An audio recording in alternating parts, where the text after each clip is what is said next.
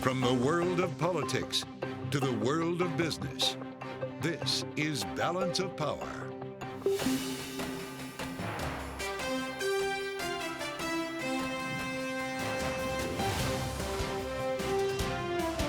Live from Washington, D.C.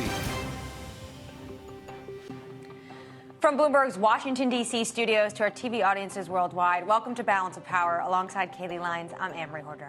Coming up, President Biden takes a victory lap after another surprisingly strong jobs report. We obviously have more work to do, but we're trending in the right direction. And I think we're making real progress. But economic progress could be at risk as the X date approaches. We'll discuss the debt ceiling battle with Democratic Congressman Don Beyer from Virginia. The U.S. is fast-tracking a $500 million weapons package for Taiwan. This as Defense Secretary Lloyd Austin seeks a meeting with his Chinese counterpart. We'll discuss the diplomacy with former Congresswoman Jane Harman. And former President Trump's videotaped deposition released in the suit filed by E. Jean Carroll. It's the most ridiculous, disgusting story. It was just made up. We'll weigh the possible effects for the 2024 campaign.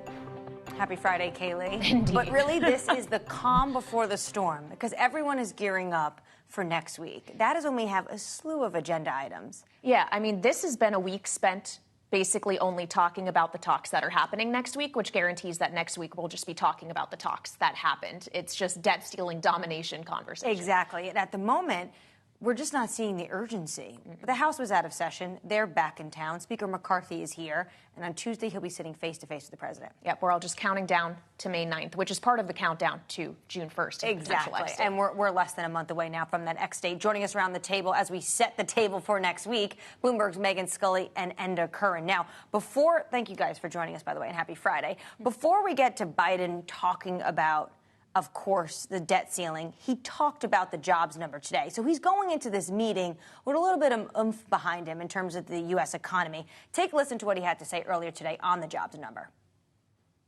We added 250,000 jobs last month. That's on top of the 12 million jobs we've already added just since we came in office a little over 2 years ago. But our MAGA Republicans in Congress are threatening to do all this progress by letting us, quote, default on the debt unless we agree to their demands. All right, before we get to the quote-unquote MAGA Republicans, Megan, let's actually look at these jobs numbers. It was a hot report, and 3.4% unemployment. We haven't seen that since May, this time, 1969. This is a great report for the administration. I mean, it is. Politics aside, the numbers tell their own story. The U.S. jobs market is so hot, people had been expecting a slowdown by now. 5 odd percentage points of interest rate hikes over a year, you would think would be having an impact. It's not. There's still a labour shortage. There's strength across the board. Wages are ticking up. And if you look into the detail, the healthcare sector, by the way, are starting to hire extra workers, find extra workers as well. That's one of the key areas that's suffering a worker shortage. The Nurse-Mageddon, as it's been called. And that's just... I have not heard that. Well, this just speaks to the idea that the labour market strength is enduring and there's still gaps in the market, and now they're finally finding some workers. Well, it's a question of when the good news is bad news or who it may be bad news for, because, of course, we have this incredibly resilient labour market at the same time that the Federal Reserve is trying to get inflation down. And I was speaking with Bharat Mamamurthy of the National Economic Council earlier, and I asked him, does the White House really think it can get both at the same time? Don't you need to see a little deterioration in the labour market? He said no, because inflation is declining, the pace of it, at the same time that we are still seeing this resilience when it comes to employment. So, Enda, can they get both at the same time? Is that looking increasingly likely as time goes on? Well, this is the whole immaculate disinflation debate, right? That maybe the labour market can cool a little bit and inflation will come off the boil. I don't know. There was another view going around today that, the higher you fly, the harder to fall, right? That ultimately the US is storing up an even deeper slowdown in the second half of this year. But as I say, on face value, you'd have to say very strong jobs reports, speaks to why the Fed has been raising interest rates, and it puts that recession idea, I think, in the back burner for now. Yeah, it's hard to say we're going to have a recession when you have this type of unemployment number. Even when you look at the downward revisions, it was still very strong. So Biden goes into this Tuesday meeting with strong winds in his back from a very strong labor market report. So what happens in this meeting? Because the way Karine Jean-Pierre talked about it, it sounds like McCarthy's going to get a lecture from this ultimate, I used to do all the deals in the Senate man. Yes. Well, if you remember, it was McConnell and Biden, in 2011 who hatched the deal to get us off of the last near fiscal cliff. It's going to be interesting to see the dynamics play out, particularly after the meeting when the lawmakers all go to the mics and stake out their positions. It's important to remember this is the first meeting since February 1st, and the first one involving, several members of both parties. We're not going to come out of this with any kind of resolution, but we might have at least a preview of where this could go, particularly how much Speaker McCarthy is going to dig in on his own plan, which passed the House a week ago. And that involves spending cuts that's completely not palatable to Democrats. Well, you say, he did get that passed, which is true, but by the bare minimum, he got the 217 votes he needed. It wasn't easy. So if his whole game here is to negotiate with the president, that ultimately means he's going to have to give a little bit. And then he might have some difficulty getting his party back in line if the spending cuts that they wanted are then suddenly removed from the ultimate package. Yes, he's definitely the man in the middle here. It is, he may at some point need to determine whether, to decide between the economy and his job as Speaker. He could be recalled as Speaker very easily, thanks to the rules that he agreed to when he finally got that job on the 15th round of voting back in January. So it is, he needs to find something that can pacify restive conservatives in his own caucus. He has the slimmest of majorities. And while he might be able to get through something through the House on the backs of moderates and Democrats, he really risks his own political fate in doing so. And at the same time, that's if Biden is willing to negotiate, right? Because he still maintains we are passing only a clean debt ceiling bill. And the White House continues to say this happened 3 times under the Trump administration. So they want Republicans to pass it clean. And we're seeing a little bit of market angst. I mean, when you look at the auctions that happened this week, especially. But at one point, does equities and more global markets start really paying attention? Oh, I think it will start ramping up as May goes along. I mean, like you mentioned, Megan said, maybe next week no one's really expecting any kind of a breakthrough. But in the weeks after that, the markets will put real scrutiny on when is the Treasury going to run out of money and where is the government in terms of making an agreement between the politicians on raising the debt ceiling. So far, it's been somewhat calm. There is a sanguine view out there among market watchers that, ultimately the US will navigate this. The politicians will have a meeting in ways and they'll get this sorted out. But some people are also asking if this time could be different. And by the way, the optics are not good because Janet Yellen, the Treasury Secretary, has said she's going to shorten her trip to the G7 next week in Japan. That's not a good look for the US on the world stage. Right. It's not a good look internationally. And isn't that also, in theory, not a good look to the credit agencies who in 2011 downgraded the credit rating of the United States weeks before the X date? I mean, they have to be looking at this time and being like, you guys are just staring each other down. We don't trust you. There's no doubt it's a whole game of chicken going on. It is chipping away the optics of kind of US gravitas globally.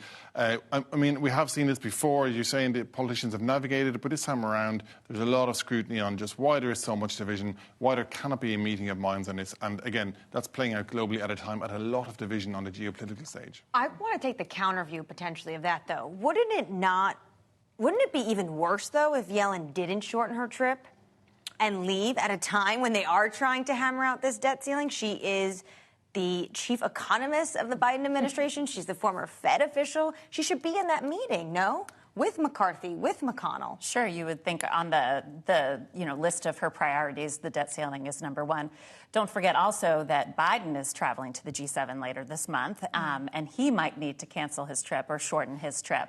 So what kind of message would that send? But I think that, we can probably agree being at the negotiating table with McCarthy and congressional Democrats as well is probably where he should be, assuming there's no resolution by then. Right. Well, and it also raises the question, Anne Marie, if we're going to see some recesses not be recesses for Congress. Or some working weekends. Yeah, perhaps some all-nighters maybe. Megan Scully and Enda Curran, thank you both so much for joining us. Happy Friday. Enjoy the weekend. But of course, we're not done yet here on Balance of Power. Coming up, the U.S. is renewing its relationship with the Middle East. We'll talk about that with former California Congresswoman Jane Harman, who's joining us to discuss. That's next on Balance of Power on Bloomberg TV.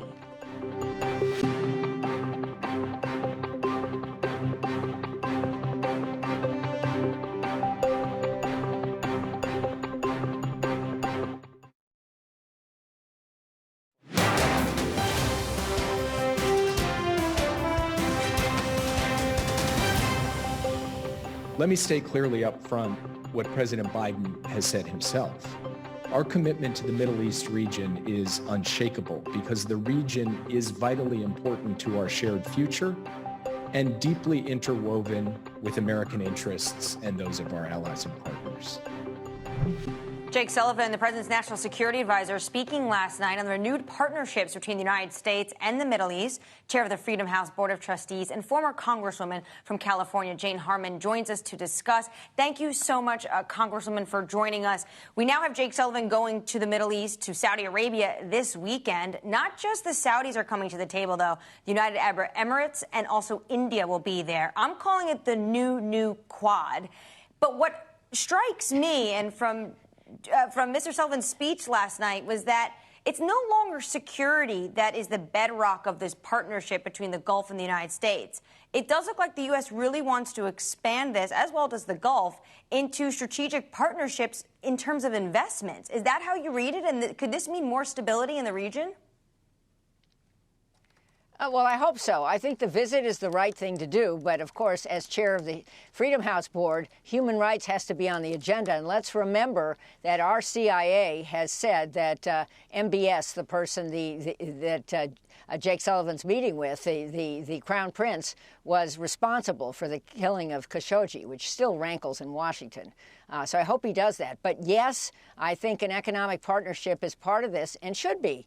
The region is full of oil and full of money. I was just at a conference in Los Angeles, and the Middle East sovereign wealth funds were out in force. And it's a good thing to shore up our economic ties. It's also a good thing, it seems to me, to see whether, and I think this will be discussed, this new Saudi collection to Iran could do two things in Iran. Number one, Iran is now at breakout for a nuclear weapon. That must never happen. Mm-hmm. And number two, there have been very important protests by women all over the country for months now against the strictness of the regime. And those protests should be encouraged, and the regime should lighten up and allow rights for women in their country. Finally, I think Israel's on the agenda, too.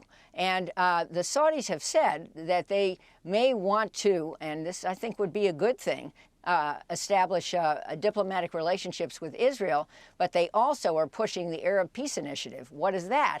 That contains language about a two-state solution, recognition of the Palestinians, and I think in terms of that, it would be very good to put the Palestinian future back on the table and also to encourage Israel to back away, the Israeli government to back away with from this idea that maybe the Supreme Court will be diluted or eliminated. I think our government thinks that's a bad idea, and I personally think keeping Israel as a pluralist democracy, which was the basis of its founding, is very important.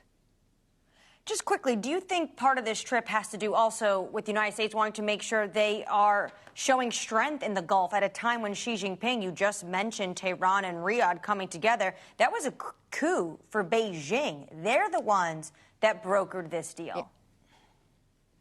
Well, maybe they did, and they certainly showed up at the right time, but those relationships were thawing. Again, a good thing, depending on whether both Saudi Arabia and Iran change their behavior. But yes, it's a good thing that we're there. The unfortunate language during the Obama administration of pivoting to Asia made the Middle East wonder whether we would stay. And then the exit from Afghanistan, to be fair, was very difficult. And some in the region were saying that they thought that was our last act. Well, it's not our last act. And to credit the Biden administration, we are trying to make strategic alliances all over the world. The Middle East can't be left out. Indo-Pacific can't be left out. India is a very interesting country, and the fact that it will be part of this visit, I think, is fascinating. On the subject of the Pacific and China, specifically, Congresswoman, Bloomberg is reporting today that the Biden administration is getting ready, pulling together a $500 million weapons package for Taiwan using the Presidential Drawdown Authority, which has been used in the war in Ukraine. This would be the first time it's used for Taiwan. What does that do to an already very tense relationship between the U.S. and China, especially at a time that we understand the Defense Secretary Lloyd Austin is trying to meet with his counterpart?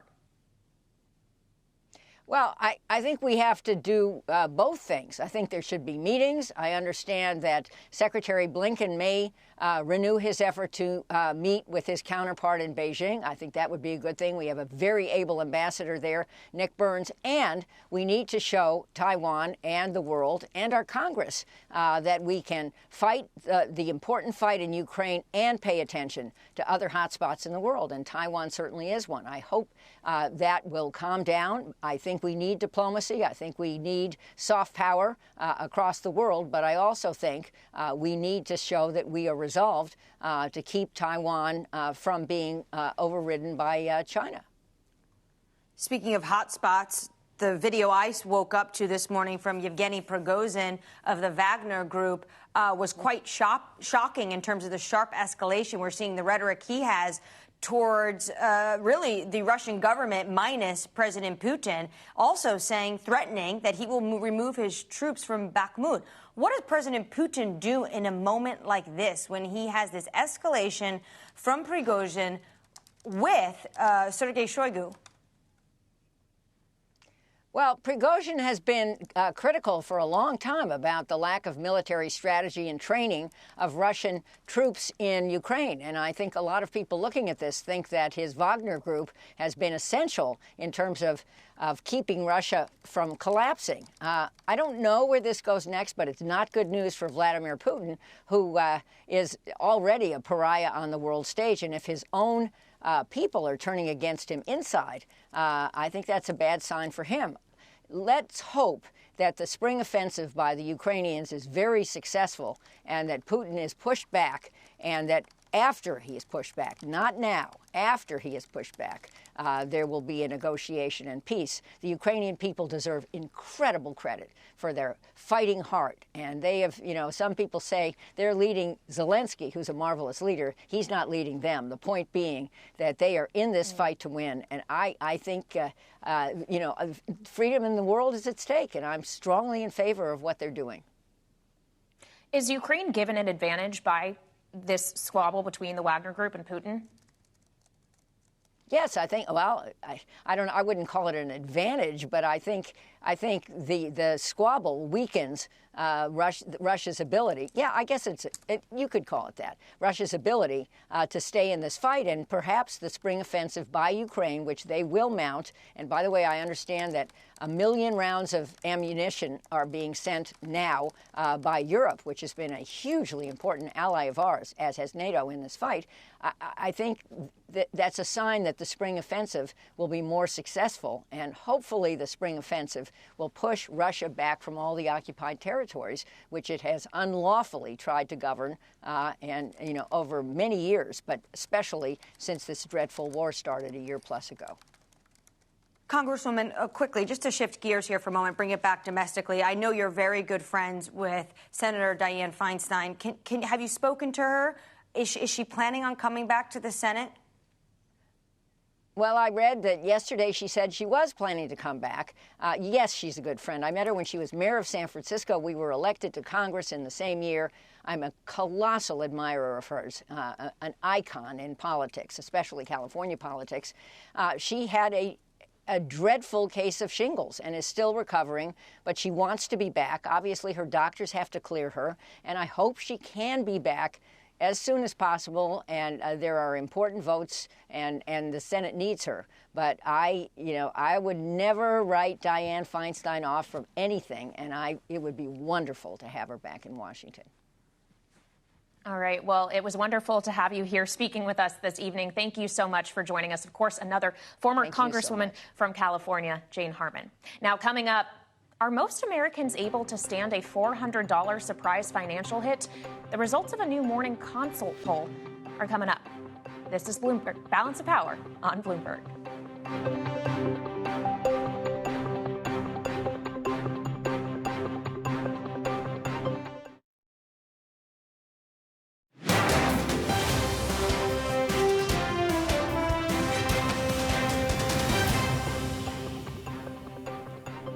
This is Balance of Power on Bloomberg TV. Most Americans don't have the financial resources to cover a surprise expense of $400 without taking on debt. That's according to a new survey from Morning Consult. And Morning Consult's chief economist, John Leer, joins us now to discuss. And Bloomberg News also took part in this survey.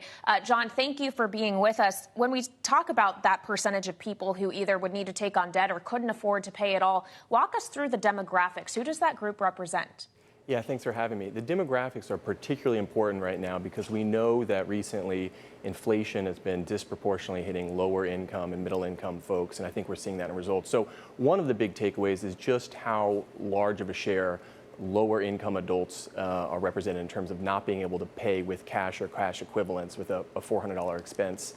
We see it as well when looking at younger adults, and I think it's not surprising, again, given some of the challenges we're facing right now in the jobs market. And this could only potentially get worse, couldn't it, in terms of if there is more struggles in the banking sector or the United States is not able to deal with the debt ceiling crisis? That does not exude confidence in these individuals, I imagine you were surveying. Yeah, that's exactly right. I think that's one of the big takeaways from this is that despite having basically 2 years of robust jobs growth, a really resilient economy, we've got almost half the population, just over half the population is living paycheck to paycheck, not able to pay for an unexpected $400 expense. If we were to see a sustained drop-off in employment, that's where a lot of these folks, I think, are gonna really struggle to pay the bills going forward. And you're gonna see that, of course, in terms of defaults and credit issues, but also longer term, I think it sets up the stage for sluggish growth going forward. If this ultimately comes down to just the impact of inflation and wages not keeping up with it, can you give us some insight into how this compares to, say, 2019, pre-inflationary spike? It has a lot to do with inflation, although I should say I think there's also some very significant policy implications here. Namely, we see on the actual expenses, when people are actually faced with a $400 or with an unexpected expense, it tends to be a medical expense or something related to childcare or education. And so it's not that, like this is just coming out of nowhere. This is a reflection of the system that the U.S. has right now where folks don't necessarily have full health care coverage and have to pay a lot out of pocket. And I think that's one of the big takeaways is that this is not, as I said, this is not just a sort of a near-term issue. A lot of times this reflects longer-term policy debates. Yeah, certainly. And it's definitely how, in terms of your data, how people are feeling right now on the ground. John Leer from New York City, thank you so much for joining us. Kayleigh, what's so interesting is that all of this can only get worse. And it comes at a time that Biden is out touting the jobs market, but not necessarily how people feel about their own economic conditions. Yeah, although he did admit today they do still have more work to do in getting inflation down. That would relieve some price pressure. That is a normal line for this administration. All right, we're up after this break. This is Balance of Power.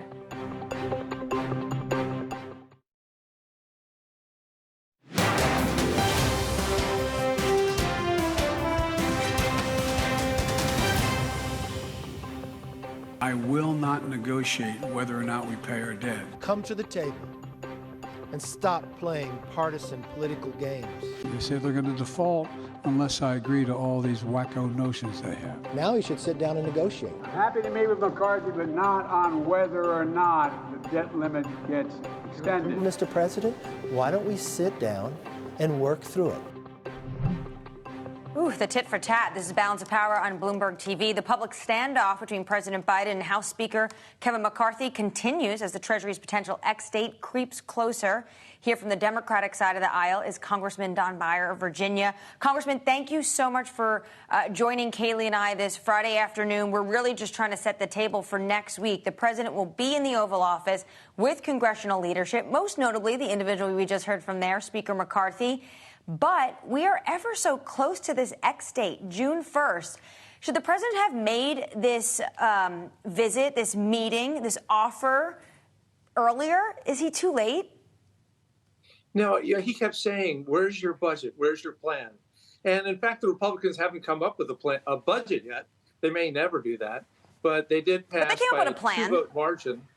Yeah, they put their Default on America Act out there. It passed by 2 votes. And so now I think the president feels, especially with June 1st coming soon, that it's time to talk. Although he hasn't backed away from the idea that the debt ceiling, defaulting on our debt shouldn't be the negotiating point. Yes, we negotiate on the budget, but we've got to pay our bills. Yeah, that's right. And what we've consistently heard, that no one wants to see the U.S. default on its debt, Congressman. And we have also heard the line out of the White House and others in your party that Republicans are being reckless or irresponsible. Is it not reckless and irresponsible in return to not meet them halfway on this, not negotiate? Well, no, we've always said we negotiate. The president said from the very beginning that negotiating on the budget, negotiating on how we're assembling our national debt, completely fair. But that's why we have the appropriations process. That's why we have the budget process. What we should negotiate on is whether we're going to pay the bills that we've already accrued, which literally puts the world at a risk of recession, or risk turning over the dollar as the standard of international currency to the yuan. And it basically destroys the stock market and all of our 401k plans, puts millions of Americans out of work. That's not a reasonable threat. The Republicans control the House by a couple of votes, so they're going to have major say in what the final appropriations bills look like. That's where you negotiate, not on whether we pay the bills that we'd already authorized and accrued under Democratic and Republican presidents.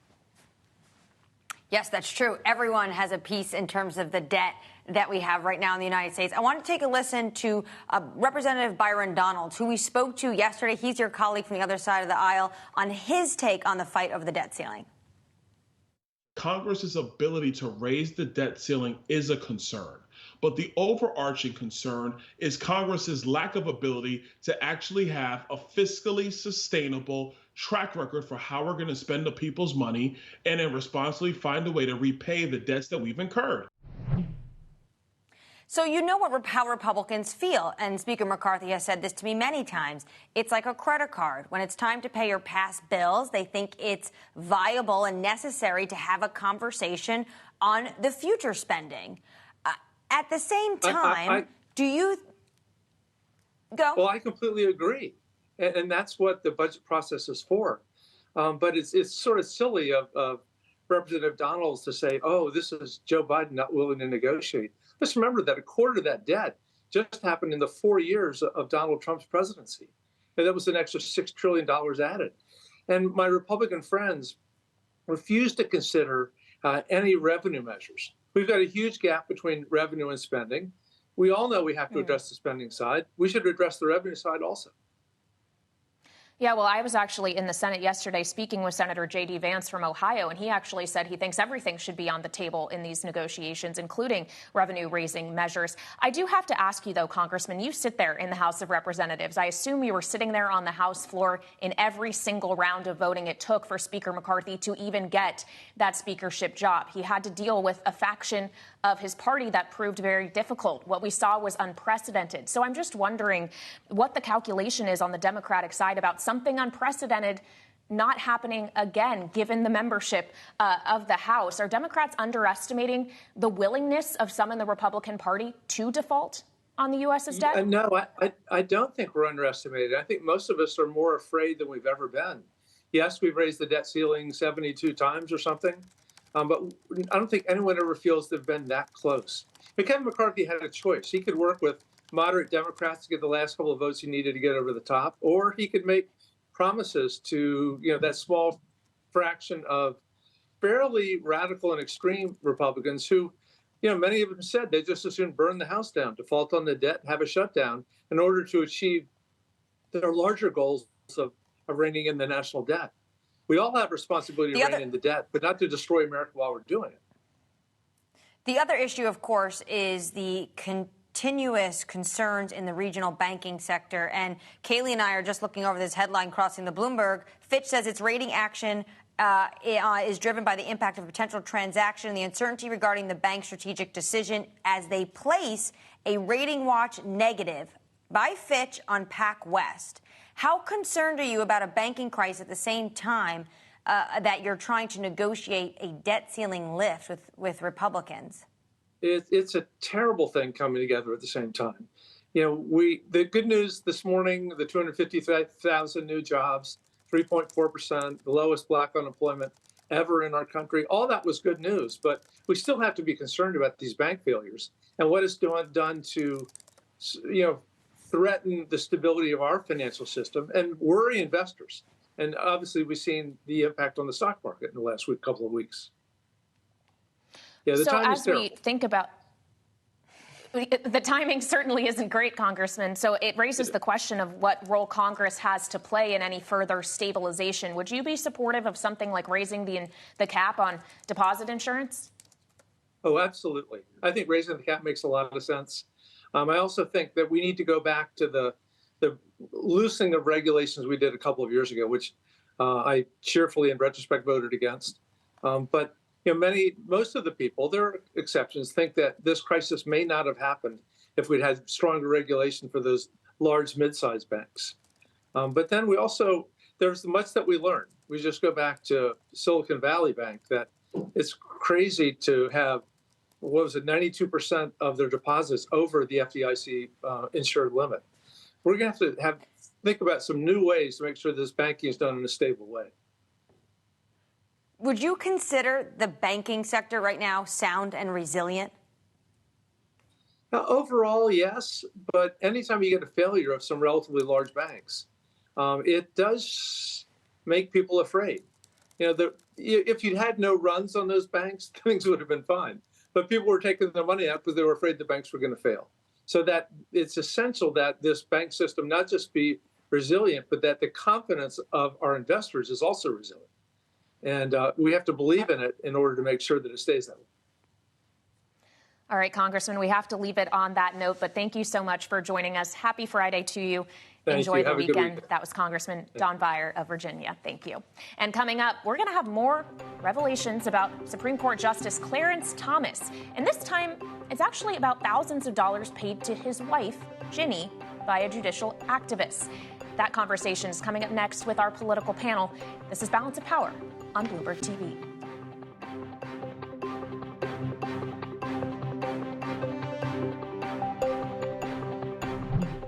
Now, keeping you up to date with news from around the world, here's the first word. I'm John Hyland. Global food prices are up for the first time in a year. The United Nations Index of Food Commodity Prices gained 0.6% in April. The UN's gauge is down about 20% from a record set just 1 year ago when Russia's invasion of Ukraine disrupted grain exports. But last month's rebound could again stoke concerns over food inflation. The world's biggest cryptocurrency exchange is facing a U.S. probe of possible Russian sanction violations. The Justice Department is investigating if Binance was used to illegally let Russians skirt U.S. sanctions and move money through the exchange. Binance was already in discussions with the DOJ to resolve previous complaints that the exchange was used to evade sanctions against Iran. An update in the 1MDB saga. Kimora Lee, the model and ex-wife of former Goldman Sachs banker Tim Leissner, says the $93 million the U.S. wants from him actually belongs to her. Leissner was ordered to forfeit his shares in fitness drink maker Celsius as part of his 1MDB guilty plea. She claims she purchased those shares with her money that she earned from her modeling career and her baby fat clothing line. She asked a federal judge in Brooklyn to hold a hearing to establish her ownership. The UK is preparing for its first coronation in 70 years. King Charles III will formally accept St. Edward's crown during a service Saturday at Westminster Abbey. The coronation is expected to be a gift for the country's pubs and restaurants, but it also includes a national holiday on Monday, and there's speculation the whole thing could lead to a slight drag on GDP in May. Global news 24 hours a day on air and on Bloomberg Originals. Powered by more than 2,700 journalists and analysts in more than 120 countries. I'm John Hyland, and this is Bloomberg.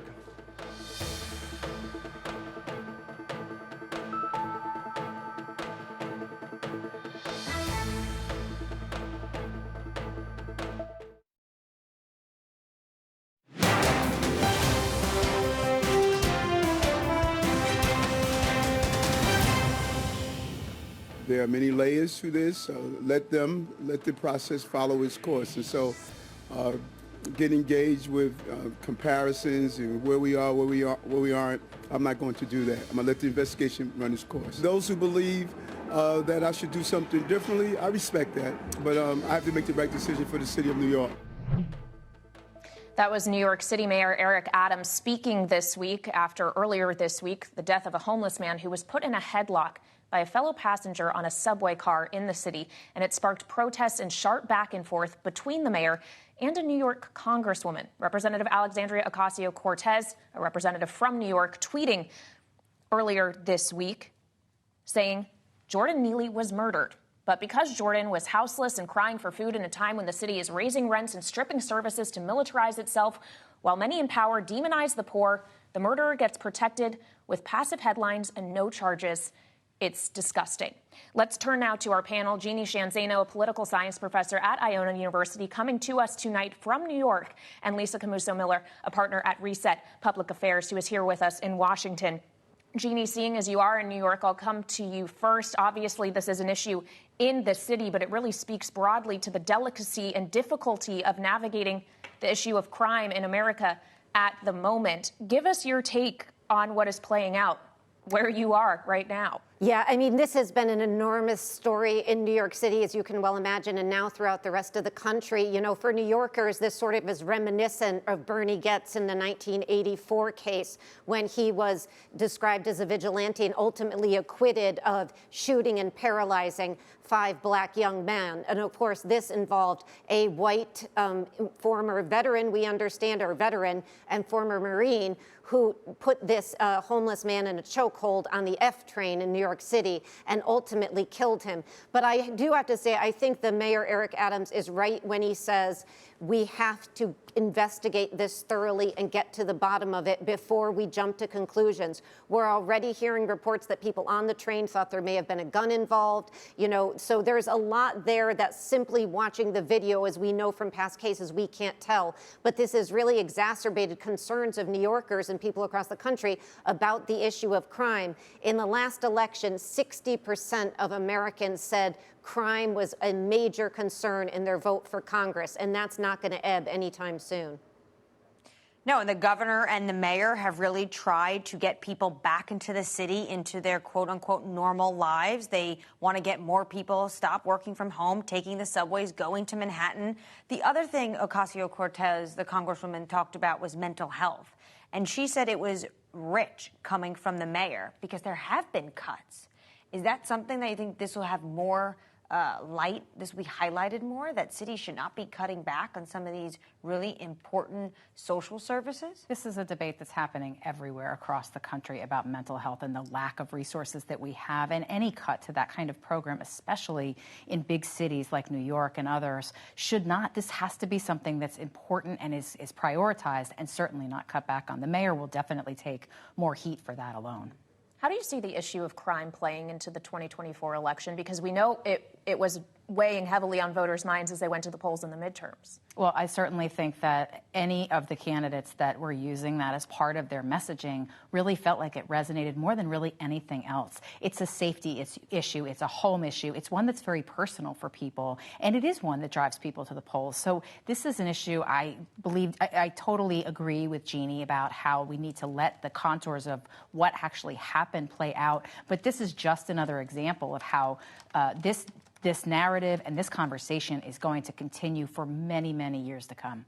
We have another big story today about Clarence Thomas, the Supreme Court justice.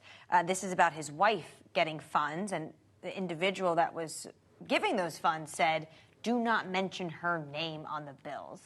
It's all piling up for this justice. At some point, will there have to be some either statement from him, Congress to act? Will their pressure just be too much? It really feels that way, Anne-Marie. And I have to say, I'm not here to defend any of these actions, but this happens in Washington all the time. These kinds of less than transparent transactions are happening every single day. But the fact that it happened and happened in a way with the Supreme Court justice's wife, this is just, it's going to accumulate and it's going to continue to get worse over time for him. So, yeah, there has to be something. The confidence in the court alone is just, it's beyond the place where we've ever been before. People don't trust them. And that's really not a great place for the Supreme Court to be operating from. Yeah, Jeannie, on that point, it raises a question of accountability, who he is accountable to, because he was nominated and confirmed. It's not like he is someone that voters can then say, no, we no longer want you in this seat. So how do you ultimately see this playing out? Could public pressure be enough that ultimately there is a consequence, even if voters can't vote on it? You know, it's such a good point, Kaylee, because, you know, the Supreme Court members serve for life. They don't have to stand for election.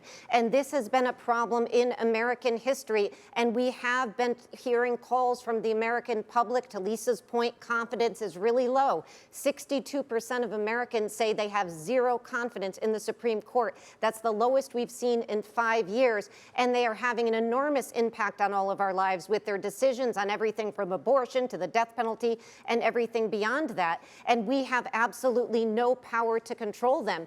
And I go back to what we heard this week at the Senate Judiciary Committee. The highest court in the land should not have the lowest ethical standards. Clarence Thomas, the other justices who have been part and parcel of this story about receiving gifts from wealthy donors, they are receiving money for a reason. And in Clarence Thomas's case, the latest from the Post, the money is adding up to the thousands and thousands, hundreds of thousands. He seems to have gotten from Harlan Crow and now Leonard Leo. And those are things that the American public has a right to know. At the very least, they should have been disclosed. And I hold John Roberts responsible for this. He's the Chief Justice. He should demand better of the justices on the court and support the call for a new code of ethics for the Supreme Court and the federal judiciary.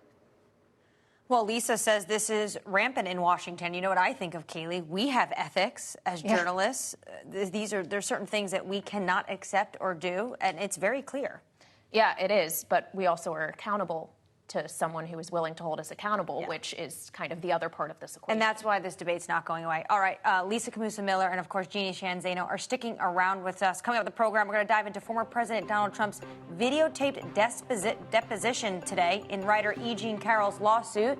This is Balance of Power, live from Washington, D.C. on Bloomberg.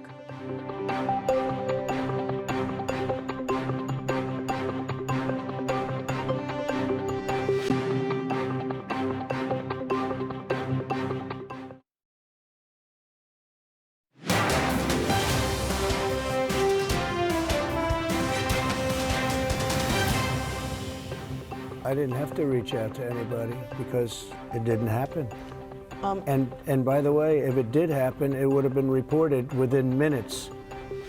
Talking about going to a major floor, probably, I assume, the most important floor, a major floor in a major department store. I mean, it's the most ridiculous, disgusting story.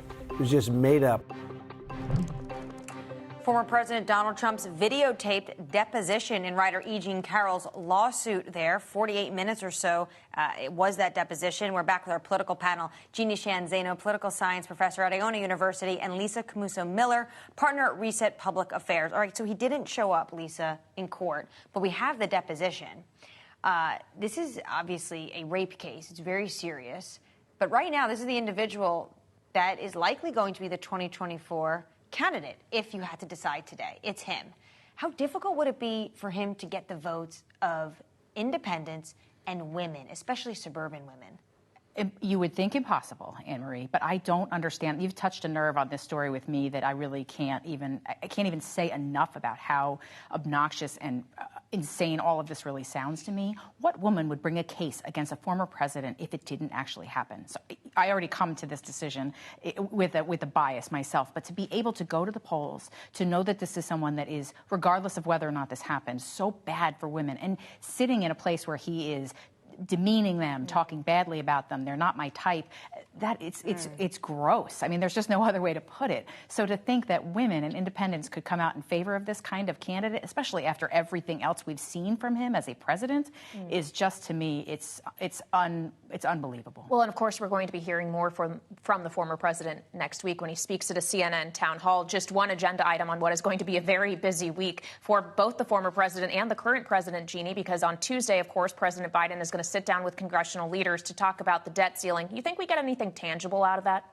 You know, listening to the president today, I don't get the sense that the Democrats and the president in particular are going to back down on the demand that they raise the debt ceiling. So I am not particularly optimistic. The president was very clear in his remarks today that this is absolutely unacceptable. He will talk about future spending. He will not talk about paying our bills. And so I hope I am wrong about this, Kaylee and Anne-Marie. I hope I am really wrong. I hope it gets, resolved on Tuesday.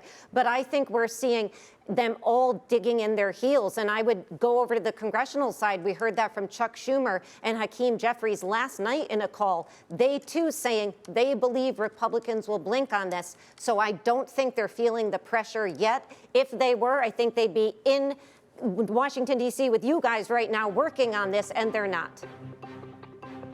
Jeannie Shanzano and Lisa Camusa-Miller, thank you so much for joining us. Kaylee, your point, next week. Also, Title 42 expires. It's going to be busy. Yep, troops are going to be heading to the border, so we better rest up this weekend. All right, and you can check out more of these stories on the Washington Edition newsletter from Kaylee and I. Thanks for joining me this end of the week. Happy Friday. This is Bloomberg. Friday.